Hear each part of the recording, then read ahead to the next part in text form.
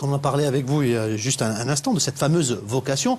Bien sûr, elle est souvent présente, mais on commence à rencontrer des difficultés, notamment en milieu rural. Et Colomba Casanova s'est intéressée justement à ces médecins en milieu rural, et particulièrement en Corse. Elle a donc décidé de suivre un médecin généraliste du côté de Cozzano, et ils sont de moins en moins nombreux, avec une population vieillissante et qui le sollicite bien évidemment beaucoup plus qu'avant. Regardez. Les médecins n'ont jamais été aussi nombreux en Corse et ils n'ont jamais été aussi mal répartis.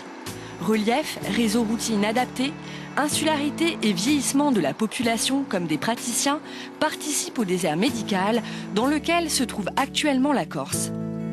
Installé depuis 20 ans à Cozzano, au cœur d'un canton isolé, le docteur Dahan connaît mieux que quiconque les problèmes de démographie médicale en Corse. Et pour cause, il intervient seul sur plusieurs villages éloignés les uns des autres. Son cabinet médical ouvre ses portes dès 9h30 pour les consultations. C'est à vous. Bonjour docteur. Bonjour monsieur le maire. Bonjour. Mon interne Dominique, asseyez-vous. Vous toussez un peu. Ça siffle encore un peu. La première infection qu'il a fait, il l'a fait au moment où on avait cette petite épidémie, on avait identifié des VRS. Et là, cette semaine, on est vraiment dans le pic épidémique de la grippe qui commence, ici en Corse. Donc, je pense qu'on peut le considérer comme un syndrome grippal. Le déficit, il naît en fait de l'inadéquation entre l'offre et la demande. On a des gens beaucoup plus âgés que la moyenne, sachant que quelqu'un d'âgé, il va plus souvent chez le médecin qu'un jeune.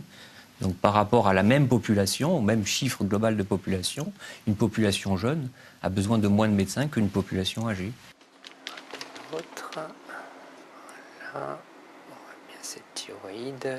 Ça vaut pas quand même l'échographie qui est faite par un radiologue, mais globalement, on essaye surtout de différencier ce qui est normal de pas normal, et ça nous permet d'orienter plus rapidement vers un spécialiste en ayant déjà un bon triage des patients, à ne pas envoyer des gens pour rien sur Ajaccio, parce qu'ici, il y a quand même 1h30 de route. On a souvent affaire à des gens qui sont âgés, peu mobiles. Allez. Au revoir docteur. Allez Dominique. À 13h, le docteur Dahan et son étudiante venue du continent afin de suivre pendant quelques mois un stage d'immersion partent sillonner les routes du canton. Ils peuvent soigner jusqu'à une quinzaine de patients par jour. Les visites à domicile sont une vraie aubaine pour les villageois à mobilité réduite. Ah, c'est vraiment quelque chose de formidable. Parce que quand j'ai besoin, un coup de fil et le docteur Dahan vient. Alors, comment ça va? Quand je me couche le soir, en m'allongeant, j'ai le plafond qui me tombe sur la tête. Ça tangue un peu. Ça tangue un peu. Alors, est-ce que ça s'accompagnait par exemple de nausées? Un peu, oui. Le soir? Oui. Moi, je crois que ça vaudrait peut-être le coup de faire un écho-doppler des vaisseaux du cou pour voir s'il n'y a pas un problème vasculaire déjà. Hein. Très bien.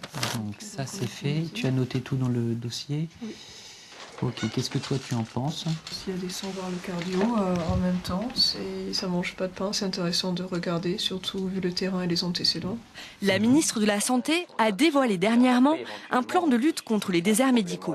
Elle garantit un salaire minimum de 4 600 € par mois pour les généralistes prêts à s'installer en milieu rural. Pour Dominique, il ne s'agit pas que d'une question de salaire.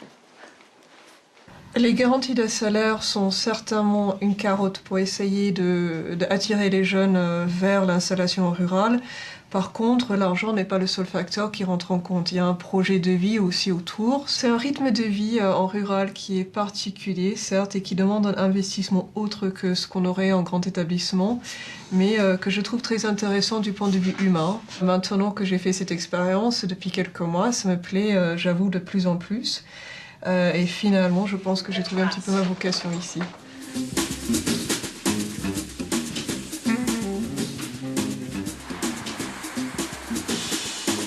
Pourquoi c'est mon cheval de bataille, ce problème des déserts médicaux? Tout simplement parce que je suis sur un secteur qui est un secteur déficitaire et que je pense qu'il ne faut pas rester les bras croisés en attendant que les choses passent et que ça évolue. Sur le secteur où j'exerce, nous sommes encore 2 médecins. Le deuxième médecin approche l'âge de la retraite, donc je me retrouverai un jour tout seul. Et si on ne prend pas les devants, le jour où il n'y aura plus personne, il n'y aura plus personne pour reprendre la suite après. Donc il faut vraiment batailler. Prévoir contrôle, INR, lundi. Si vous n'aviez pas eu de médecin sur place, vous auriez dû partir du village? Je serais partie chez ma fille à Ajaccio. Mais j'ai un bon docteur, je veux rester chez moi. À bientôt. À la semaine prochaine. D'accord, docteur. Au revoir. Ah ouais, mais il fait pas chaud.